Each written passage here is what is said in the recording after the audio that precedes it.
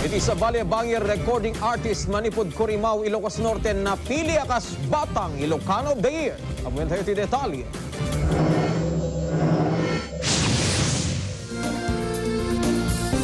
Saan na may lemeng ti kinaragsak dagiti naganak ni Angel Rose Calobet, ti sabali man yung pakabigbigan ang nagunod na. Iti ngamin pa nagturpos si Tawen, napili isuna kas Batang Ilokano of the Year. Isuna ti Batang Ilokano manipod Corimao, Ilocos Norte ang may sa recording artist. Di ko mapanunot nga isuna ti mga bakteto pasalityo sir ngamin aduda nga naglaban-laban. Ni Angel, ibilang namin adakila pa madayaw ti panakipakita na ti talento na. Naragsakak ken agyaman akti 24 oras Ilocano. Malaksid ka ni Angel, dua pa'y Batang Ilokano tinapili. May kadua peso ni Dorin Isabel Reyes sa dagapasukin Ilocos Norte.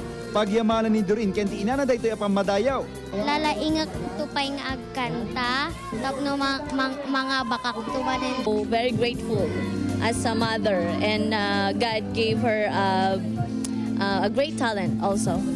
Napalaos si ragsak ni Jerusalem ken dagiti kakabagyan na manipod bukay abra di pa nakaiyaw at di pa madayaw. Ibilang daan na pintas sa pasungan ti baro tawen daytoy. Hopefully kasi napintas nga start manen. Dito ti agbaling nga inspiration ko no ad-adan to pay nga laing. Nang tedi kanya-kanya sample dagiti Batang Ilokano kas panagyaman da. Sumublikan tuyar pat ko kararag ko ti Diyos Apo.